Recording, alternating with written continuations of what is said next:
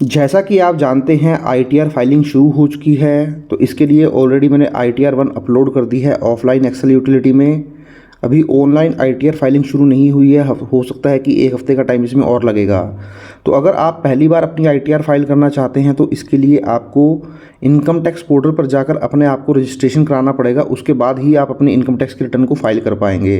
तो इस वीडियो के अंदर मैं आपको स्टेप बाय स्टेप यही बताने वाला हूँ कि आप अपने आप को इनकम टैक्स पोर्टल पर जाकर किस तरीके से रजिस्ट्रेशन करा सकते हैं। तो देखिए, इसके लिए सबसे पहले तो मैं आपको गूगल क्रोम में ले आता हूँ। गूगल क्रोम में जब आप आएंगे तो यहाँ पर सिंपली आपको आईटीआर फाइलिंग टाइप कर देना है। आईटीआर फाइलिंग जैसे ही आप टाइप करेंगे, एंटर करेंगे, तो आपको ये वाला ऑप्शन नज़र आ जाएगा, होम इनकम टैक्स डिपार्टमेंट। तो होम इनकम टैक्स डिपार्टमेंट पे आप क्लिक कर दीजिए। तो जैसे ही आप होम इनकम टैक्स डिपार्टमेंट पे क्लिक करेंगे, देखिए यहाँ पे आपको ऑप्शन नज़र आ जाएगा लॉगिन एंड रजिस्टर। तो लॉगिन आप तब कर पाएंगे जब आपका ऑलरेडी रजिस्ट्रेशन हो चुका है, बट आपको फर्स्ट टाइम रजिस्ट्रेशन करना है तो आपको यहाँ पर रजिस्टर पर क्लिक करना पड़ेगा। तो देखिए, जैसे ही आप रजिस्टर पर क्लिक करेंगे तो आप देख सकते हैं यहाँ पर लेट गेट स्टार्टेड आ चुका है, टैक्स पेयर्स अदर्स। तो आपको टैक्स पेयर ही रहने देना है। अब देखिए, आपको यहाँ पर अपना पैन नंबर मेंशन करना पड़ेगा, जिस भी पैन को आप रजिस्टर करवाना चाहते हैं इनकम टैक्स पोर्टल पर। जैसे ही आप यहाँ पर पैन नंबर रजिस्टर करेंगे, आपका ये जो ऑप्शन है वैलिडेट का, वो जो है आपको हाईलाइट जो है वो होता हुआ नज़र आ जाएगा। तो चलिए हम यहाँ पर पैन नंबर को मेंशन कर लेते हैं। तो देखिए, जैसे ही मैंने पैन नंबर फिल किया, ये वैलिडेट आपको नज़र आ गया है। आपको इसके ऊपर जो है क्लिक कर देना है। तो जैसे ही क्लिक करेंगे तो आपका जो पैन नंबर है दोस्तों वो वैलिडेट हो गया है। अब ये आपसे पूछ रहा है कि आप पर्सन क्या हैं, मीन्स आप इंडिविजुअल हैं। तो अगर आप इंडिविजुअल हैं तो यस कर दीजिए। अगर आप इंडिविजुअल नहीं हैं, मीन्स एक प्राइवेट लिमिटेड कंपनी है, आप एक पब्लिक लिमिटेड कंपनी है, पार्टनरशिप फर्म है, एलएलपी है, मीन्स इंडिविजुअल के अलावा अगर कोई और पर्सन है तो आप इसको नो कर दीजिए। तो मेरे केस में ये इंडिविजुअल है तो मैं इसको यस कर देता हूँ। तो जैसे ही यस करूँगा तो देखिए कंटिन्यू का बटन आपको नज़र आ जाएगा। आप इसके ऊपर आप क्लिक कर दीजिए।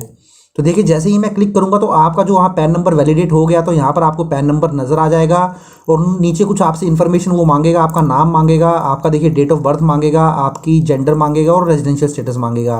तो चलिए ये भी हम फिल कर लेते हैं। अब थोड़ा नीचे आएंगे तो रेजिडेंशियल स्टेटस जो है वो रेजिडेंट सेलेक्ट कर लिया है। अब ये सारी ही इन्फॉर्मेशन फिल करने के बाद आप इसको कंटिन्यू कर दीजिए। तो देखिए, जैसे ही मैं कंटिन्यू इसको करूँगा तो ये आपसे कॉन्टैक्ट डिटेल मांगेगा।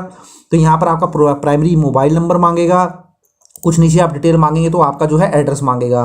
तो चलिए ये डिटेल भी हम फिल कर लेते हैं। तो यहाँ पे देखिए, जैसे ही मैंने मोबाइल नंबर डाला तो यहाँ मुझसे पूछ रहा है कि ये जो मोबाइल नंबर है ये किससे बिलोंग करता है। मीन्स ये जो एसएससी जिसका हम ये लॉगिन आईडी बना रहे हैं, ये जो है उनका मोबाइल नंबर जो है उनकी सिस्टर का है, उनके ब्रदर का है, फ्रेंड का है, या उनके सेल्फ का है, सन का है, रिलेटिव का है। तो मेरे केस में जो एसएससी का मैं ये लॉगिन आईडी बना रहा हूँ, उनके रिलेटिव का ये मोबाइल नंबर है, ये मैंने फिल कर दिया है। सिमिलरली मैं जो है प्राइमरी ईमेल आईडी फिल कर देता हूँ और ये भी उनके रिलेटिव से बिलोंग करती है। अब थोड़ा सा मैं नीचे आऊँगा तो देखिए यहाँ पे इंडिया मैंने सिलेक्ट कर लिया है कंट्री, और जो भी एड्रेस था आपका वो मैंने यहाँ पे फिल कर दिया है।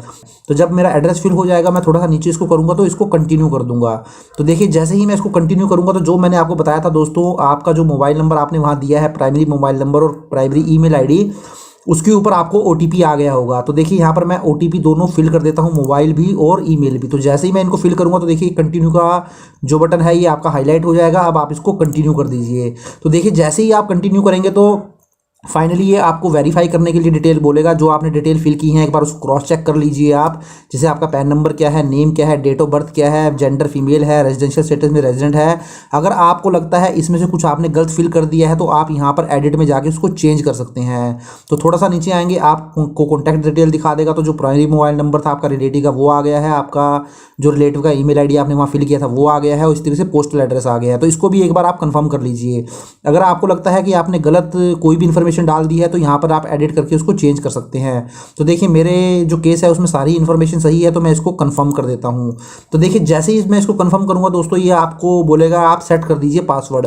तो पासवर्ड आप जब सेट करेंगे तो नीचे आपको यहाँ पे एक छोटा सा मैसेज भी देना पड़ेगा। तो देखिए, मैं पासवर्ड फिल कर देता हूँ और ये मैसेज भी जो मैंने दे दिया है, यहाँ पर पासवर्ड मैंने फिल कर दिया है। और देखिए यहाँ पर ये पूछ रहा है पर्सनल मैसेज आपको देना पड़ता है। आप कुछ भी लिख सकते हैं। सपोज आप कानपुर से बिलोंग करते हैं तो यहाँ आप लिख सकते हैं आई एम फ्रॉम कानपुर।